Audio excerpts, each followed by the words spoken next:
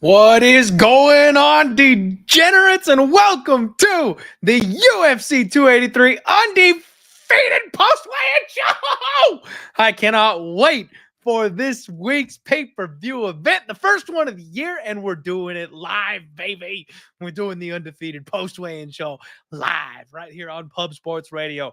Just finished watching up the face-offs, the ceremonial weigh-ins. You gotta love it. We are rocking the tinfoil cap early. I'm set. I'm ready to go. If it's your first time watching the show, I watched these fighters one last time. We watched them weigh in on the scales. We watch them face off at ceremonials, and we look for any extra little tidbit of knowledge we might be able to give you to make an informed, educated bet, make a little extra money on the fights tomorrow. And of course, we put all the info from the whole week into a blender. We mix it all up, and we hope that we can get some tinfoil conspiracies going maybe a little bit and find some sneaky good value that maybe we missed earlier in the week. The whole puzzle comes together at this show here on the weekend. So what is up, everybody? Welcome to the chat. Live Undefeated show doesn't happen very often. I'm excited for it. We've got George Ray Pro in the chat. We've got Ada Coma. We've got Darrell's I'm having a hard time saying that name. Oh, Darrell Stu. Sorry about that, my guy.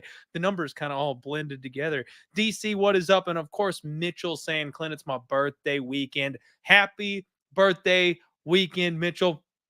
Asking me to bless you with a plus 500 gift or better. We'll plug your nose, buddy. We will circle around to that as we get through this card. Maybe we'll go ahead and give you a birthday pick here on the weekend. What's up, D? What's up, TJ? All right, everybody, let's get straight on into it. So the first fight on the card, Daniel Marcos, Simon Oliveira. Both guys made 136. Daniel Marcos looked drained. He looked bad coming up there on the scales. He brought his drink with him to the scale, and that's something that I always look out for.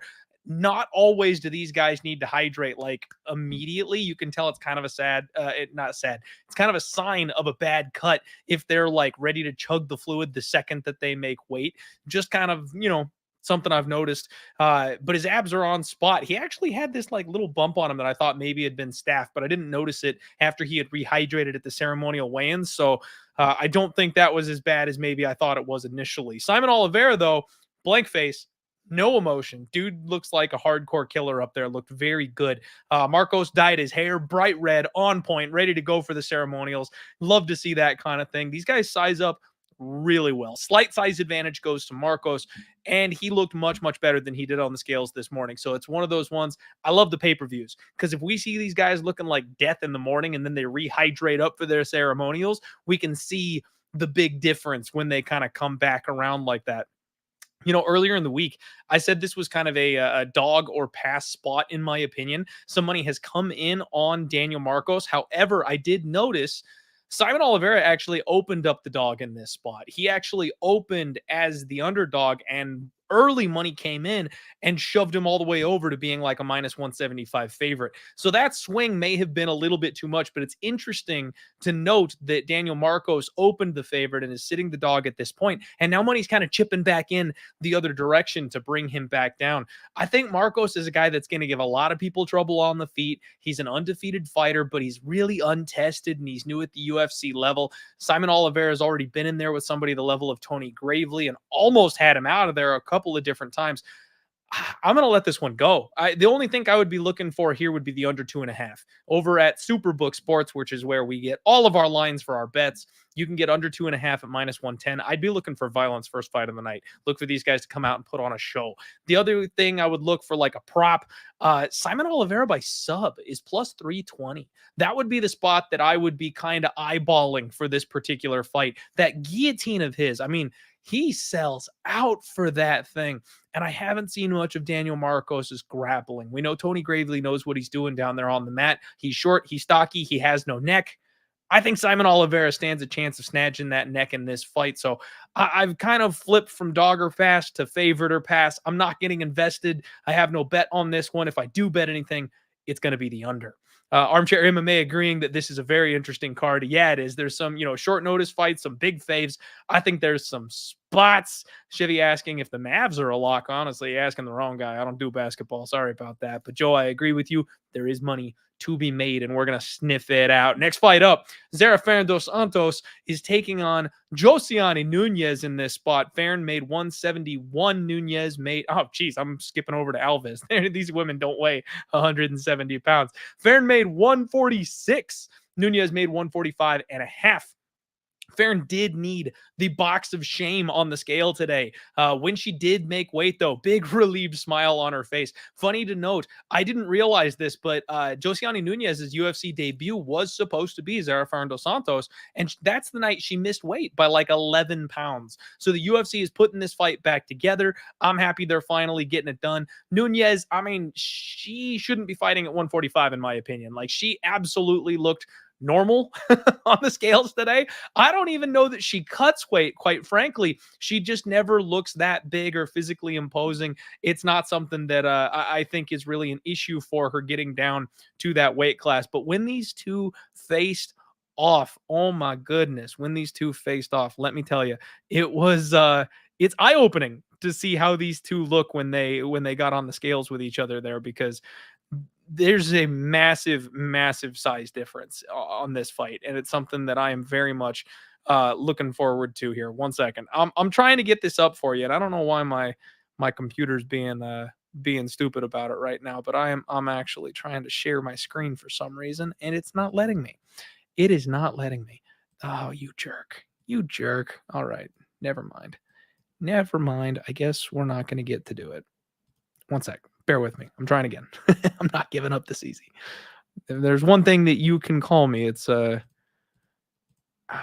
tenacious. Okay, never mind. We're not doing that. Damn it. All right. I made a fun little Photoshop and I'm looking forward to this fight when these two sized off. Zerafaern is massive, and I mean like massive. She is huge. I don't know how this fight makes sense from a size perspective. It looks like they're two different weight classes, and this is, here we go, there we go. I went full Attack on Titan here on this one, because Nunez is so small compared to Zerafaern dos Santos. I don't know how Dos Santos, I don't know how Nunez is going to touch her. I mean, it's one of those things where she's fought taller fighters before. She's always the shorter fighter, but I don't know how she's going to get to Zerafaern. And I know a lot of people are like talking about how Nunez is just like this next big thing. Guys, I don't know that she is what people are making her out to be. She knocked out a couple of cans, people who we weren't even sure she was going to be able to beat. And now here she is, a minus 500 favorite against a massive 145er.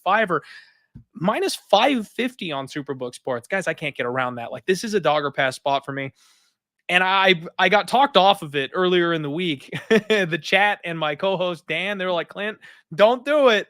The tinfoil hat's catching me. Like, I'm getting ever closer to maybe betting Zerafaern dos Santos just for a taste. Plus 425. Like, I don't understand how and why she wouldn't be able to keep the range against Josiane Nunez, someone who does not use her grappling, someone who does not shoot takedowns. I just can't believe this line. There's times where there's a fighter where they're maybe not as good as I think they are, and I try to fade them too early. Nunez, I don't think this is too early. Like, she's done nothing but prove that she's got a big left hand. That's the only, she is not some title challenger. She is not some crazy contender. She is not Amanda Lemos. Like, that's what they're kind of making her out to be. I think she's a mid to low level fighter. And at worst case, this should probably be a pick'em fight. And then the height and reach advantage of Zerafaern makes such a difference that I don't see why she can't win this one. So, I mean, guys, plug your nose if you're going to ride with me on this one. Laugh at me if you're going to fade me and go the other way. But I might actually put some of my hard-earned money on Zerafer dos Santos. I just can't get my brain around this size gap here for this one. We'll move on. Next fight, Warley Alves taking on Nicholas Dalby. Alves made 171 and Nicholas Dalby 170 on the dot. Alves needed the box of shame.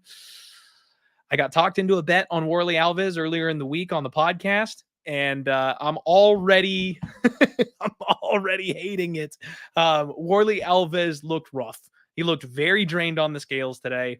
He had a very blank face expression when he was up there. No energy, like barely could raise his arms to be excited that he made weight. I hate to see that shit because this is one of those guys that either shows up or doesn't. And if he's looking that bad on the scales, I've got a hard time seeing him show up really on Saturday. Dalby, abs popping, looked really good. Great shape, lots of energy, no issues.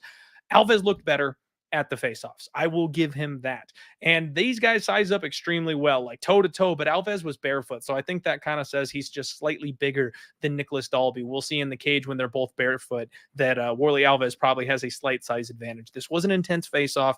And like I said, I'm very nervous. I did bite. I'm on Warley Alves for a small bet at minus 120. He's minus 125 right now. So slight line movement my direction. I think he can get an early finish on Nicholas Dalby, but God forbid if he doesn't get him out of there quick, there is a chance that Dalby does what he does and works his way back into this fight. Hopefully the Brazilian flag can like bring us home, even if it's a close, tight, filthy, disgusting fight. But I hate my bet on Warley Alves. I can't, for the love of God, ever bet on Nicholas Dalby. So it's Warley or nothing. So I'm on Warley. Next up, Ismail Bonfim taking on Terrence T-Rex McKinney. Both guys made 156. Ismail was pounding his chest up there, like real emotional looking. It looks like he was super intense, had a tough cut. You know, they were talking about the Bonfim brothers on the stream and how Ismail is the one who is far crankier and meaner during like the weight cuts. I think he had a hard time today, and that's uncomfortable for me and my bet. McKinney had no problems making weight. Looked great up there on the scales. He was enjoying himself. He was smiling. No big deal. T-Rex obviously has a height advantage when these guys faced off. We knew he's going to be taller, slimmer. He always is. Both guys were very amped up. Damn, Bonfim looks thick. Like when he got hydrated back up, that guy has some serious muscle poundage on him. I did bite again. I'm on Ismail Bonfim plus 105. I know I'm fading the general consensus and Twitter in general because everybody's all over McKinney. I just think this kid's legit. I think that if he can drag McKinney out to the second or the third round like we've seen before, he's going to be the more technical striker, and because of that, he can finish. I do worry about the wrestling if McKinney does decide to go pure wrestling and he's patched up the cardio concerns, then obviously he's going to be an absolute beast moving forward.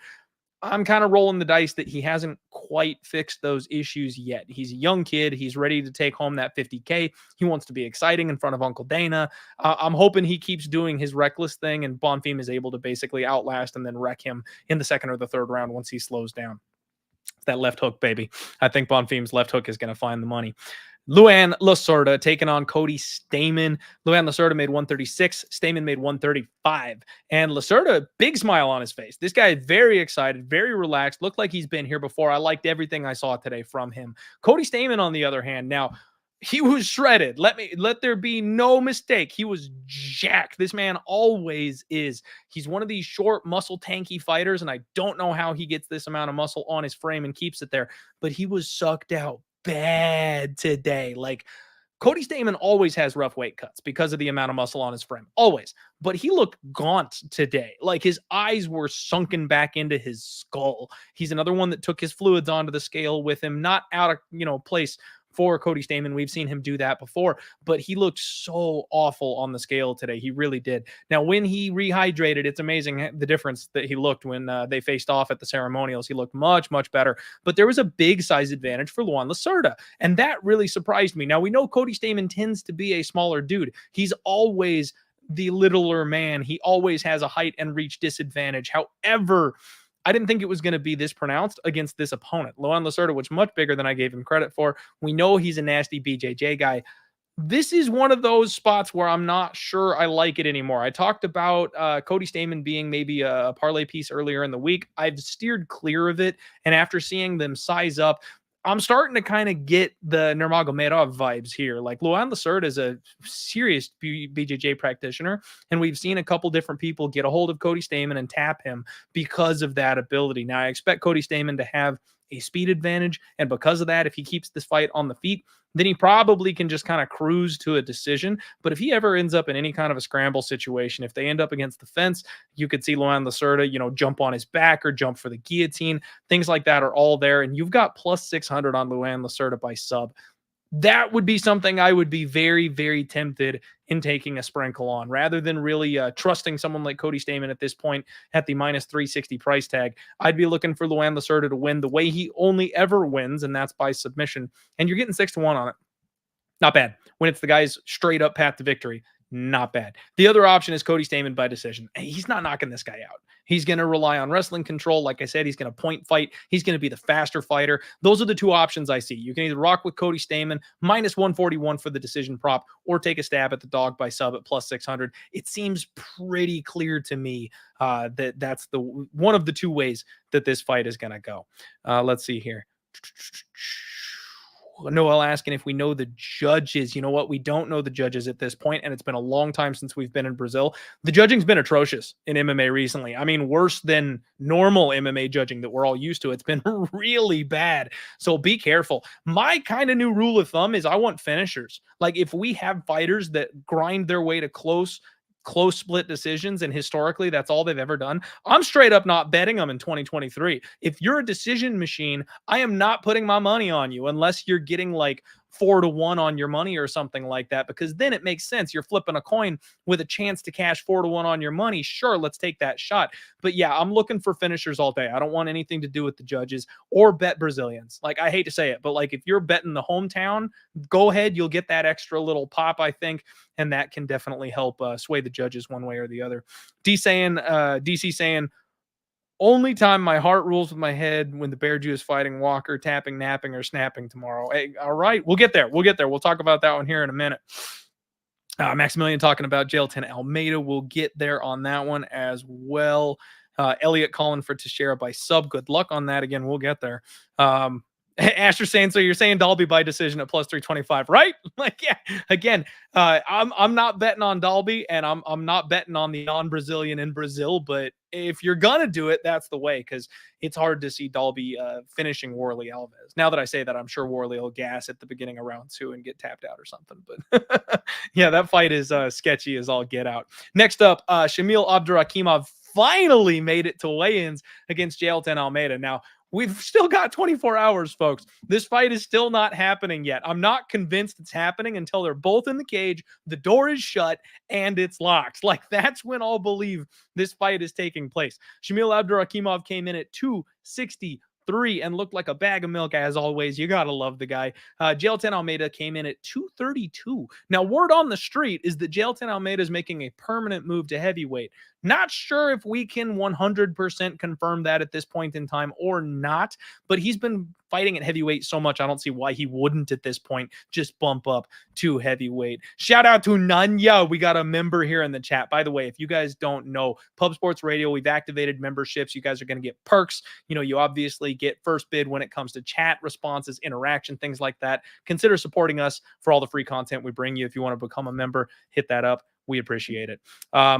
Guys, it's Jailton Almeida, right? Like, this is a spot that the UFC has set up time and time again. And Shamil Abdurakhimov has done everything under his power to get away from this fight taking place. Jailton is a 10-1 favorite in this spot.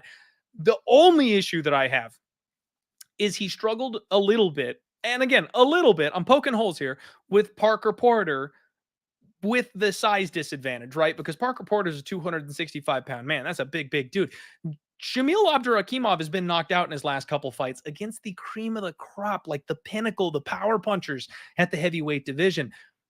Shamil is a 205er who's pretending like he's a heavyweight and has a 30-pound weight disadvantage in this spot. I'm not 1,000%, and on top of that, he's a submission guy. So I am not convinced that he's going to come out here and he's going to knock out Shamil Abdurakhimov. And if he can't knock out Shamil Abdurakhimov, I'm also not convinced he's necessarily going to sub him, because we've seen Shamil come out and really be difficult to move around. He's so big, he's so thick, he knows how to handle his weight and his body. I think Jailton's going to get him down. I do. But I don't think he's going to dice him the way that he diced Parker Porter. I don't think he's going to find the sub as quickly and as easily as he did against Parker Porter.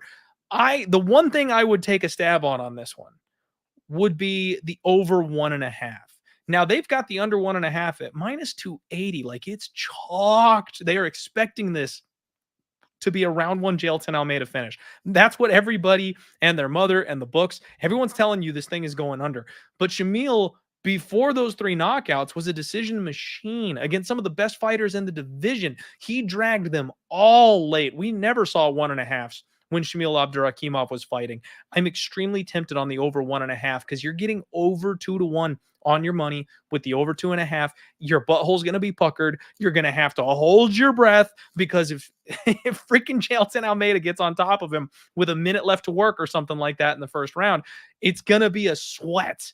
But that's kind of the only way that I could see this fight having value. You know, the other option is you just kind of have to smash Jailton Almeida by sub or inside the distance, which is chalked to all hell, because that's what everyone expects to take place. Superbook Sports actually does not have a lineup for Jailton Almeida by sub, so I'm going to look over.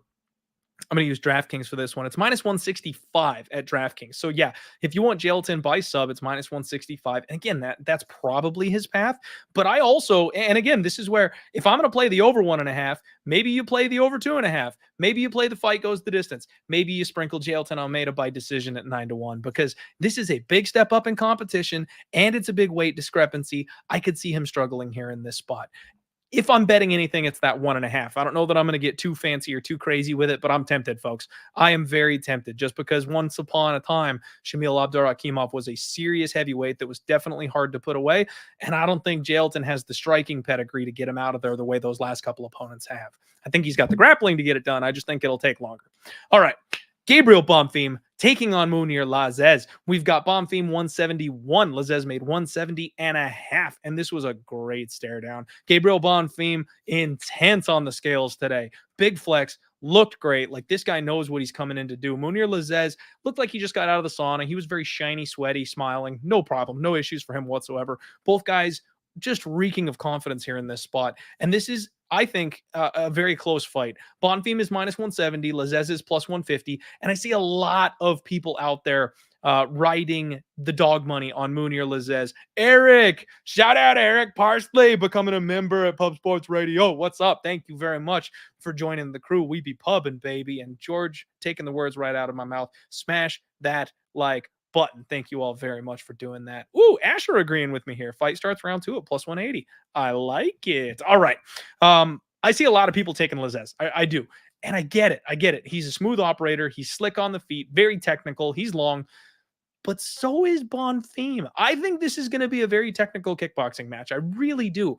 And we've seen Lazes struggle with pressure. When he doesn't get struggling, that doesn't make any sense. When he doesn't get pressured, he doesn't struggle.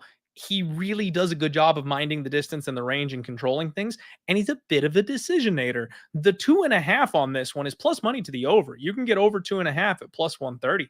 And I know the Bonfim brothers are finishers, but again, this is a step up in competition. He's making his UFC debut off the freaking Contender Series. Like, I think he's in for a fight on Saturday. I agree with everybody that this line, you know, if anything, Mounir Lazes should probably be a little bit shorter or closer, maybe closer to a pick'em.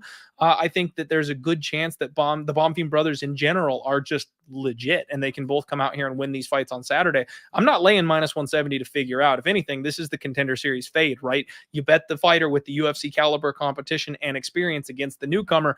I'm not making that move on this one because, like I said, I do believe in the Bonfim brothers, but I could see this one going 15. You know, the decision props, Mounir by decision is plus 350. Bonfim by decision is 4-1. The over 2.5 is plus 130. Like, those are kind of the spots I think that I would be taking a look at. Both guys have been pretty durable. Bonfim by sub is 2-1. They're saying he's going to have a decent advantage there. We've seen what happens on the ground with this guy. But again, I don't think Lazes is the type to just roll over and tap. We've seen him use his wrestling in fights and stuff like that before. I think he's pretty defensively solid. Again, I kind of like this fight to go the distance. That's the only way I'd be looking here. I'd be kind of spinning the narrative on its head and looking at it over rather than picking a side. I will say I believe both Bonfim brothers get their hand raised on Saturday, but I'm not laying minus 170 in this spot. We've got the UFC newcomer Melquazil Costa. I'm sure I'm still not saying that right. I tried, folks. I listened to John Anik say it at the show this morning. I tried. I probably failed. Yo, we got a dono. Zach Jeffers, thank you very much for the $5 donation, my friend. 10 foil lid nation. Let's go, degenerates. We're going to kick some ass this weekend. I can feel it. So we've got Costa taking on Moises. And thank you, of course, Zach, as always, for the support. Love you, buddy. Costa made 155 on the dot. Moises 155.5. Costa was rocking the sunglasses. You guys know I don't like it when they wear the sunglasses unless they have, unless it's somebody like Figueiredo or like Charles Oliveira where they wear the sunglasses every time. Like, I always think they're hiding a little something, bloodshot eyes. They look bad. Their faces are sunken out. The glasses hide some of that. So we'll see. We'll see if he keeps doing that or not. Thiago Moises, on the other hand, looked great. He was relaxed. He was smooth. He's in good shape. He stepped in on his opponent, intense, confident in himself. Now, I found it interesting that Costa was like laughing at him when he got up close in his face. This was a very intense face-off. I really like Thiago Moises this week. I've been looking for a way to play him, and now he's all the way up to like minus 370. I do think that's probably more accurate as far as where the line should be. I just think he's got Costa covered everywhere. I think he's a good enough striker. Obviously, his wrestling is top-notch, the jiu-jitsu edge. Maybe Costa is a slightly better striker with the range, the height, and the reach. I think he could cause a couple problems for Moises, but I don't see why Moises couldn't catch a kick and take him down or something like that. I think Moises should be able to get Costa out of there. Now, the total set at 2.5 for this one. The under is minus 130, and that's maybe the way that I would look. I do think it's Thiago Moises inside the distance, probably Thiago by sub, which is plus 190 over on Superbook Sports. But if Costa's going to do anything, if Costa's going to make a splash, he probably pulls the upset by finish, right? Like, I doubt he really outpaces Thiago Moises for a 15-minute fight and then wins a decision or something like that. I think he's got to get it done inside the distance if he's going to pull that off. So under 2.5, minus 130 is the way I'm kind of looking here, or Thiago inside the distance. He could win by decision just by grinding. We've seen him do it before. So Thiago Moises is a parlay piece, in my opinion. I think he's a guy that you can look to if you like another chalky spot here on the card. I'm just not sure who I'm going to pair him with or what I'm going to pair him with at this point in time. My guy D saying, random question, what are your favorite foods and snacks to eat while watching sporting events? Fireball and popcorn, baby. No, you knew that was coming, right? Actually, I love me a good pizza. I don't know. There's something about it. The greasy, salty pizza with a Coke, like, it doesn't get much better than that while you're watching fights. My new recent obsession actually is Cup Bop. If you guys have seen Shark Tank and watched them on there, oh, it's so good. It's like the Chipotle of Thai food. It's like noodles and like fried chicken and spicy sauce on it. It's really good. I like me some of that. And you know what, Maximilian, with the shout out here, steak is definitely the move. Hey, I'll never turn down a good steak. I actually just got a Traeger, the Traeger grills where they like wood chip smoke it and shit like that. I'm gonna learn how to cook, folks. I'm ready to go. Let me get some steak moving. All right. So OD asking what kind of pizza. I'm a simple man. I'm a meat lovers kind of guy. If you do pepperoni, I'm fine. I'm good with pepperoni, but the more meat you can pile on that thing, the better. Next up, we got Gregory Hobocop Rodriguez taking on UFC newcomer 9-0, undefeated Bruno Fajea. Bruno 185, Gregory Rodriguez 186. Bruno looks strong. I mean, very strong. No problem making weight whatsoever. Honestly, looks like he's small for the weight class. He's very wide. He's a bricked up type of dude. So I could see him maybe going down to 170. I'm not sure if he's capable though. Like, Daniel Cormier, everyone talked about him dropping a weight class because he's short and wide, but they're physically just can't pull that off. He might be one of those types. Gregory Rodriguez, jacked as ever, threw both arms up. He's ready to go. We know what this guy's all about. And he towers over Bruno, a short notice guy who just likes to come in and bang.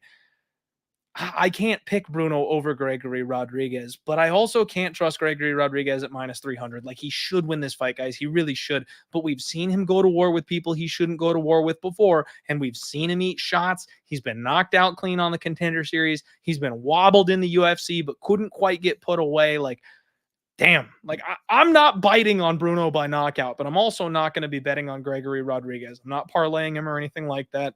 If you can get even money or something on inside the distance, which I got to feel like it's probably a little bit more expensive than that, just because everybody is kind of expecting Gregory Rodriguez inside the distance. If you can get inside the distance at a decent price, that's a way you can kind of bring that number down. I will pick Gregory Rodriguez to go ahead and get the win, but damn, I can't put my money on him. Looks like he's minus 225 inside the distance. So yeah, I'm not doing that either. I would more look at the under. You know, if I was going to bet this one, the way to bring the price down for me, under 1.5, minus 180, that's cheaper than Gregory Rodriguez inside the distance. And if Bruno is going to pull the upset, it's probably early. I don't think he's a guy that can technically strike with someone like Gregory Rodriguez for 15 minutes. He's probably going to need a finish. And the longer this fight goes, the less I think it favors him coming in on short notice. Next up, Ihor Potieria taking on the legend Mauricio Shogun Rua. Both guys came in at 205 pounds. No problem for Ihor. His thighs look huge. This guy's got these tree trunk looking massive monster thighs. Shogun, though, big smile, no problem. Just looking a little older than usual on the scales. Actually, you know, to give Shogun credit, he looked much better this week than we've seen him in his last couple of fights. Now, maybe it's his retirement fight. Maybe it's in Brazil, and he called his old buddy Vitor up and was like, hey, I need a favor. Like, I think there's a reason our boy Mauricio Shogun Rua looks a little better coming into weigh-ins this week. Now, Ihor's obviously much taller than Shogun, but damn, man. We've talked about it, right? We talked about it all week. Potieria looks like a guy who's just the newest UFC fraud. He really does. But that doesn't matter in this spot because he's facing an old and busted version of Mauricio Shogun Rua. Now, if Shogun got the good vitamins, if he called up his buddy Vitor and he's looking to go out with a bang for his UFC finale, which, guys, by the way, rule number one, I don't bet on retiring fighters. They never win. They've got one foot in the grave on their way out every single time. They don't take the fight camp seriously. If they get an opportunity to quit, they take it. I don't bet retiring fighters ever. We've seen it time and time and time again. It just doesn't work. This one looks like the UFC is trying to serve a legend up a softie. Like, we saw what they did to Frankie Edgar. He didn't get no easy pie day walking out the gate, but for some reason, Shogun gets to go home and gets the weakest fighter on the freaking roster. If there was going to be a time where Shogun could pull that upset, this one might be the one. And if he's on the good stuff, maybe he can pull this off. The only thing I would even consider on this one is, you know, maybe a live bet, because if Shogun survives that first round with this young buck Potieria, maybe you can get a better number on him live. And we know Potieria tends to just kind of not have it at this level at this point. Of course, unless your eyes tell you differently, make sure to make an educated opinion when you do that, because it's been a couple months. He could have made improvements. We got to see what he looks like in there. But Superbook Sports is hanging Shogun Rua by sub at 17-1.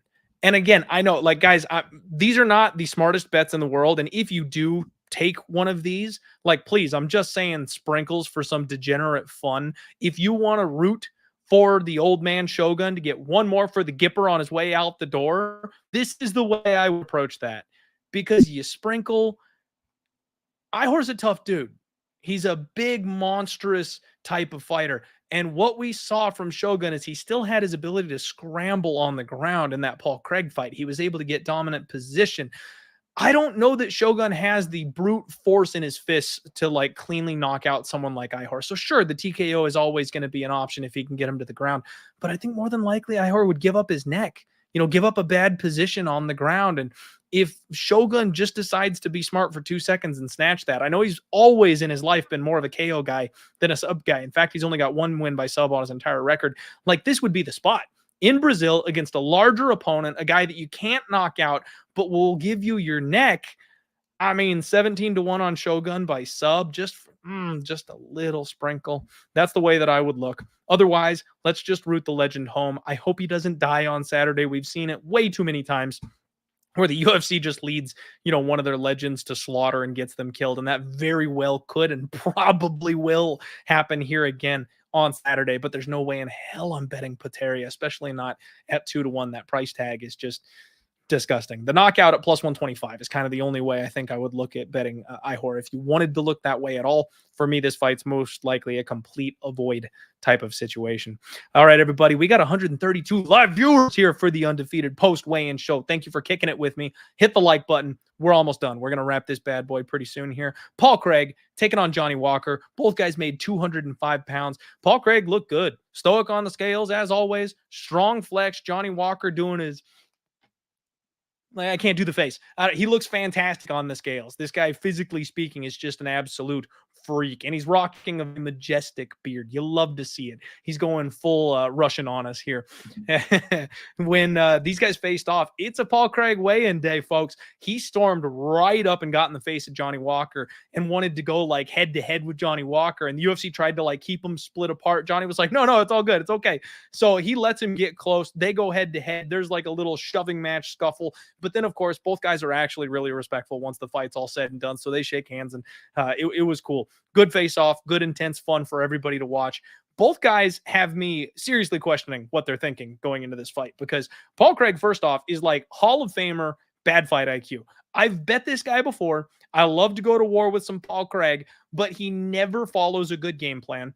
And his only path to victory has ever been the submission. He's coming into this fight camp talking about how he's trained his striking and he's looking to knock out Johnny Walker. Now, because Johnny has no chin, I believe that he's more than capable of doing it. But do you ever want to be a grappler signing up to strike with Johnny Walker, a guy that's got a height and reach advantage over everybody? And let's be real, Paul Craig doesn't have the best chin in the business either. Like, that's just such a bad idea. And Paul Craig is the type of psychopath where I believe him. I don't think he's going to be the guy who is telling you this to try to force a brawl with Johnny Walker. No, he actually believes that he's going to step in the cage and knock out Johnny Walker on Saturday. It's 10-1, by the way, if you want to believe him and roll with that. I was watching the Embedded show, and they were showing him doing like, they're really drilling breaking elbows. So like when you're pinned up against the fence and have your opponent against the cage, separation, like really rocking the right elbow across his opponent's face, which if that's the game plan, I could see it. I could see it, but I think Johnny Walker's, height and reach on the feet is something that can't be denied here. I think he's the favorite. I think he probably wins by knockout as long as he plays it safe. But again, you can't trust Johnny Walker either, because this a-hole is out here talking about being a well-rounded mixed martial artist and wanting to mix the entire game together. We saw him grapple in his last fight. I called the submission, by the way, but he's talking about wrestling with freaking Paul Craig. I'm like, I know Johnny Walker's confident in his skills, and that's great for you, buddy. That's all good for you right now. But the last person on planet Earth you want to be on the mat with is Paul freaking Craig. If he gives Paul Craig his path to victory, Paul Craig is snapping his arm off. So you got Paul Craig sub at plus 290. If you want to sprinkle that KO at 10-1 for, a much smaller bet, just in case he decides to go ahead and go through with his crazy plan, that's the way you play Paul Craig. He's never winning a decision here. There's no chance. He can't make it 15 minutes with a hitter like Johnny Walker unless Walker carries him to the finish line the way he did in his last couple fights. I think it's Johnny Walker. I think it's Johnny Walker by knockout, but similar to Potera, I can't trust this guy at minus 185. I've got such a hard time laying the chalk on Johnny Walker because of what we've seen. I said it was recency bias his last fight. Everyone way overcorrected on Johnny Walker, making him a big underdog the way he was to the Hulk. It's the opposite story here. They've now corrected back the other way. Everyone saw him get that win, and they're like, Johnny Walker's back, baby. And we got Johnny Walker price tags again. Don't do it. I don't like that.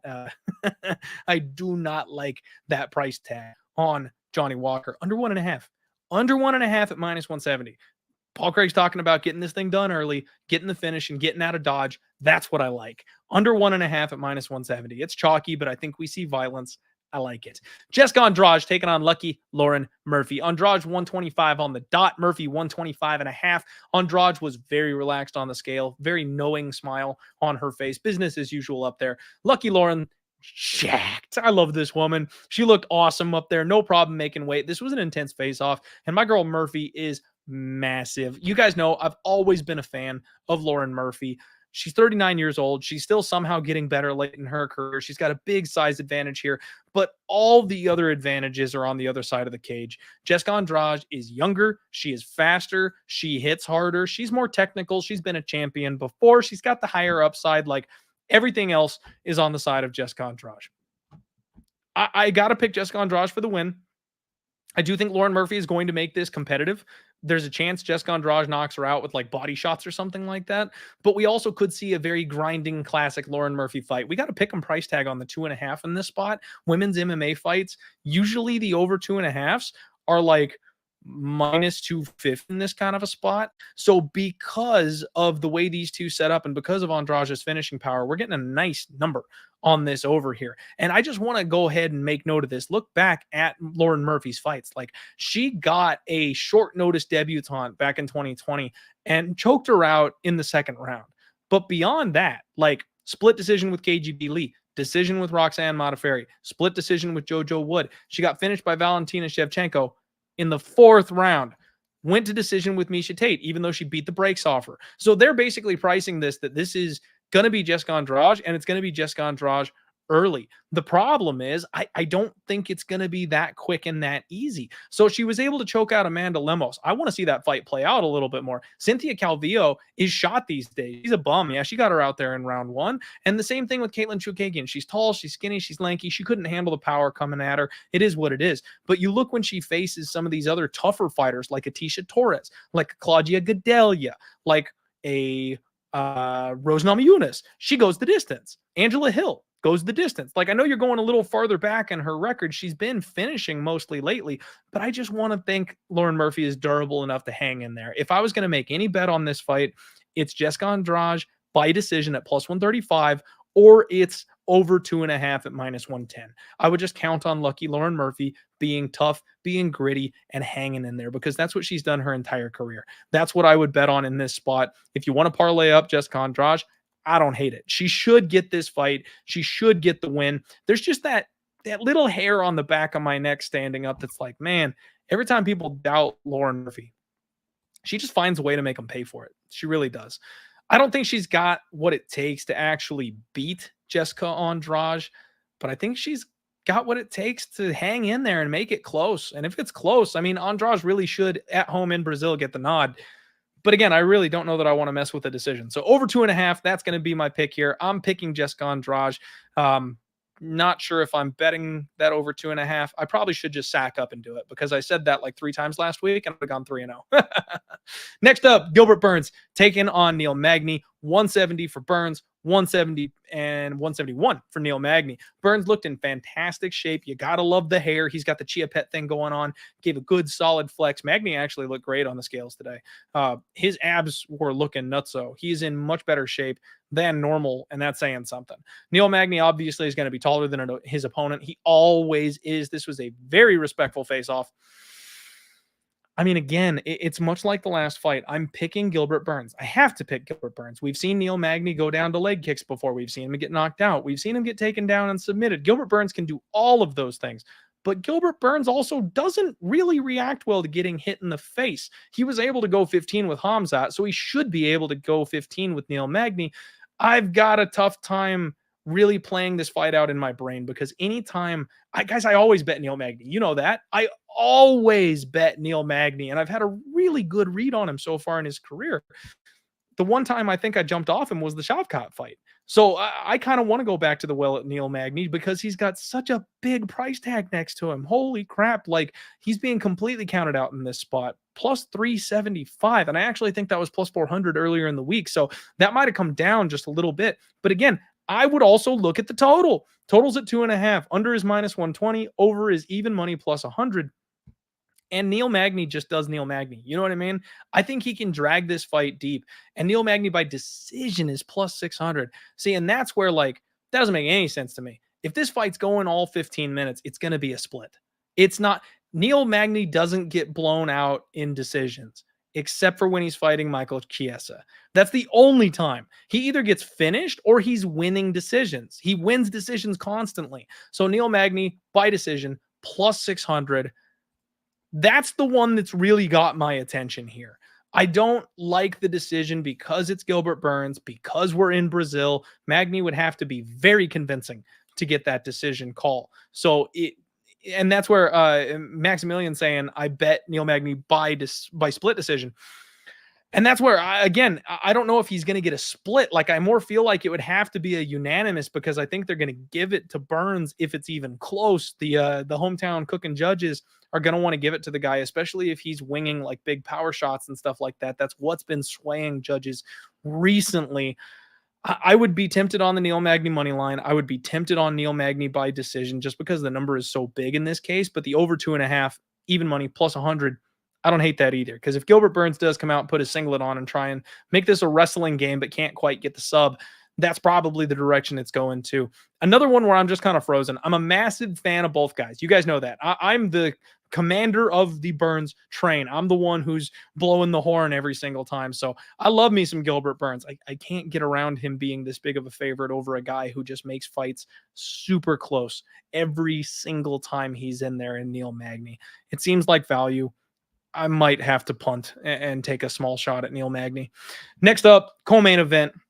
Again, everybody, do me a favor, hit the like button. Deiveson Figueiredo made 125. Brandon Moreno matched it, 125 on the dot. The backup fighter, Alexander Pantoja, also made 125 and looked great doing it. They're not going to need him. Figgy was confident and smirking. He was smug. Boy, was he shredded. You know, that video has been circulating of him online with him jacked like 2 days out from weigh-ins. He took this one very seriously. Brandon Moreno, very relaxed, happy, smiling. My guy. I love that guy. Brandon Moreno, probably my favorite active fighter on the roster right now. When they face off, though, Figgy was trying to like get in Brandon Moreno's head, trying to mess with him, trying to touch him, trying to punk him. That never works. Brandon Moreno just, thinking about Legos while he's standing up there had no time for it whatsoever. And then he pulled out a banana. So I did some research for you guys. Figueiredo was like getting in Brandon Moreno's face with a banana. I guess Marcelo Rojo, the like cornerman and training partner, actually tweeted a semi-racist tweet or video with Deiveson Figueiredo using like the monkey filter or whatever. So he's like coming after him with the banana. I think that's what that was all about. If that's true, not cool, Rojo. Also not Brandon Moreno's fault, but it was pretty funny to see him up there with a banana like scolding Brandon Moreno. This is going to be a good fight. This is going to be a good fight. Super Sodiq Youssef in the chat saying Gil gets a sub. Easy. Thank you for the $2 dono, Sodiq. Appreciate you being here. So, guys, I'm all in on Brandon Moreno. I love this spot for Brandon Moreno. It's one of my bigger bets on the card. I got the minus 110 price tag. Money has come in on Brandon Moreno. He is now minus 125. You can get Deiveson Figueiredo at plus 105. And honestly, guys, I think there's a finish.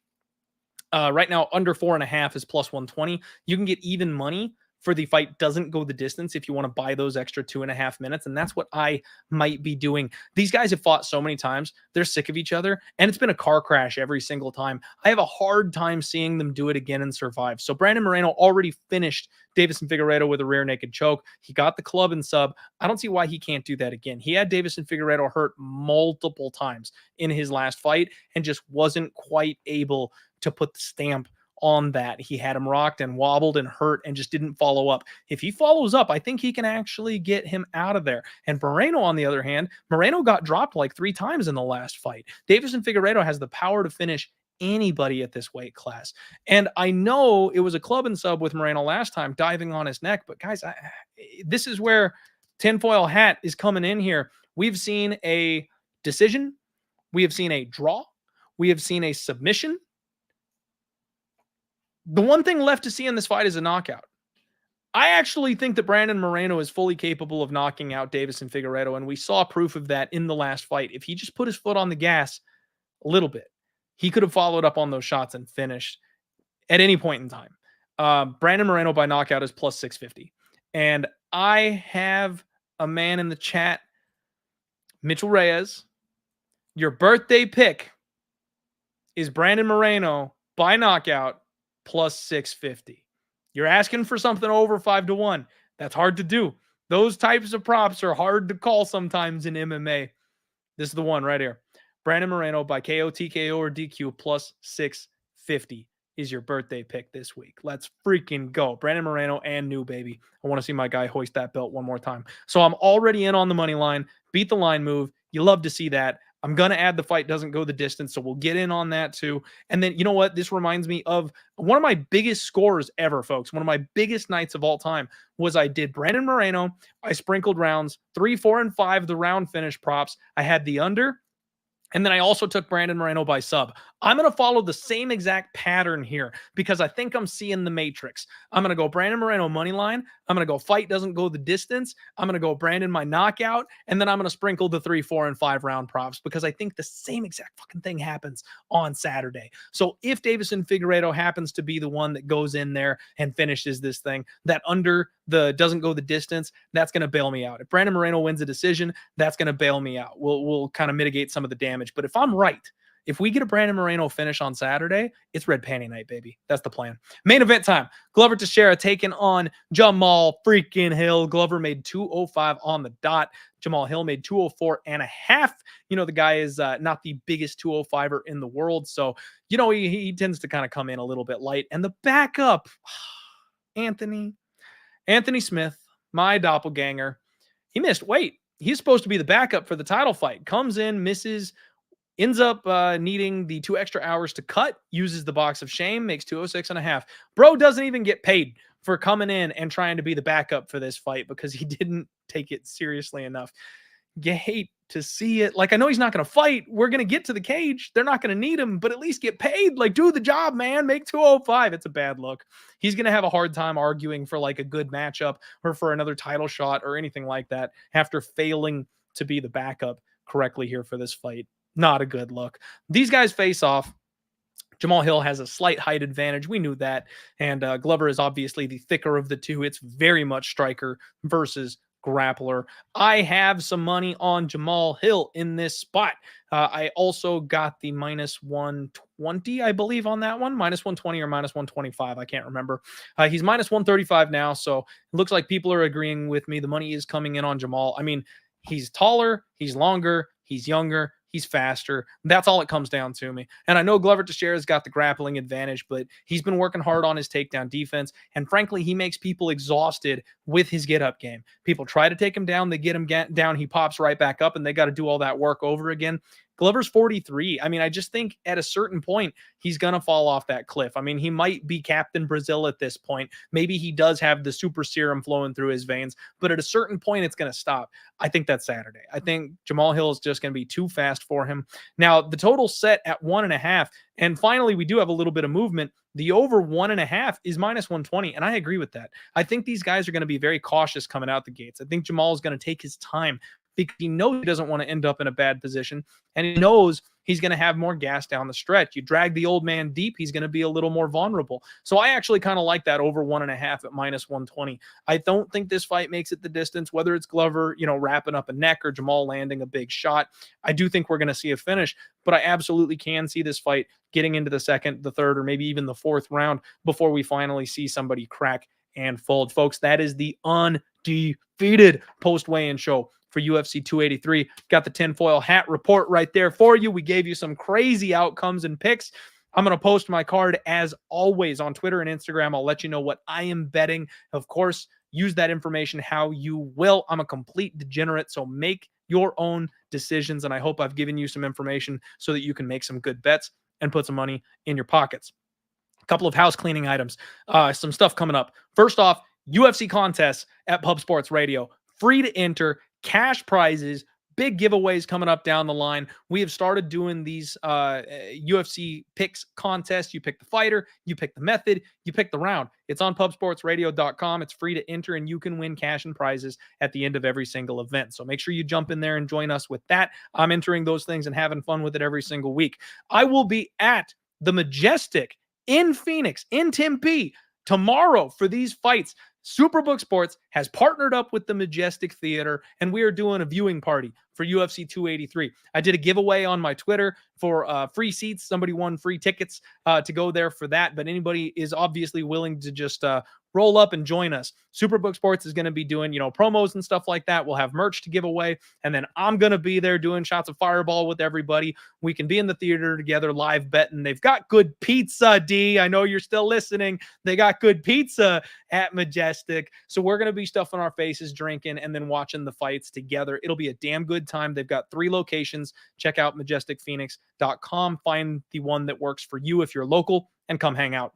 The Sharp Action Report is coming up here in about an hour and a half. I got to hurry up because I've got another show. I'm going to have Andrew from Superbook Sports, as always, for the pay-per-views. He'll jump on with me. We'll go through the sharp action for you guys so you can tail or fade those kinds of moves, and we'll give you everything we got behind the counter. Now, I did manage to save the Fighter Stonks show. For those of you who used to know, the Fighter Stonks show I did with Manpreet before the whole Lock of the Night thing went down. I was able to salvage that. I'm doing a new show with Prediction Strike. It is on my personal YouTube channel, and we're calling it The Fight Exchange. So if you guys would head over to my YouTube channel, it's the Die Hard MMA Podcast on YouTube. Check out that new show. We did it, same thing as always, where we talk about the long-term investment opportunities for UFC 283. Every fighter on the roster, we're going to be doing that one weekly. It's just another way to wet your beak on mixed martial arts. And honestly, it's a good way to legitimately long-term invest, because you can find fighters. There's a couple of them like Muhammad Mokayev and stuff like that, where they're like $1 a share, and you can literally buy shares like stocks in these fighters and then sit on it and watch your cash grow. Check that out. Last 2 things. I'm almost done. Spectation Sports for regional scene MMA. No shows for me to promote this weekend for them, but make sure you check them out. Promo code DieHard. And then, of course, the Sharp app. I joined up with the Sharp guys over there. The Discord is popping on the Sharp app. They're giving away some crazy bets. I mean, I cashed the Dolphins plus 14 the other day. I never would have picked the Dolphins plus 14, but these guys have algorithms and models and shit like that, and it just works. They're doing really well for me. And as always, I bring you guys all the information I can. If I can't give you a winning bet, I'm going to bring you somebody who can put money in your pocket. Check out the Sharp app. They're on Twitter. Check out the Sharp app Discord. I'll have links. Thank you guys so much. The Undefeated Post Weigh-In Show every single week. It's only good because you guys roll up and enjoy it. I appreciate you all hanging out with me in the chat. I'll try to do it live whenever I get the opportunity to, but sometimes it's tough to jump on here live in the middle of the day on Friday. That's it for today, everybody. Kick some ass. We'll see you for the Sharp Report here in about an hour and a half on Pub Sports Radio. I'll see you at the Majestic Phoenix tomorrow for UFC 283. Good luck on all your bets. You know what? I'm going to steal Gianni's for this one. Instead of let's roll, let's do some fucking damage. Let's do damage this weekend, folks. I want to have a big day. Get out there and kick.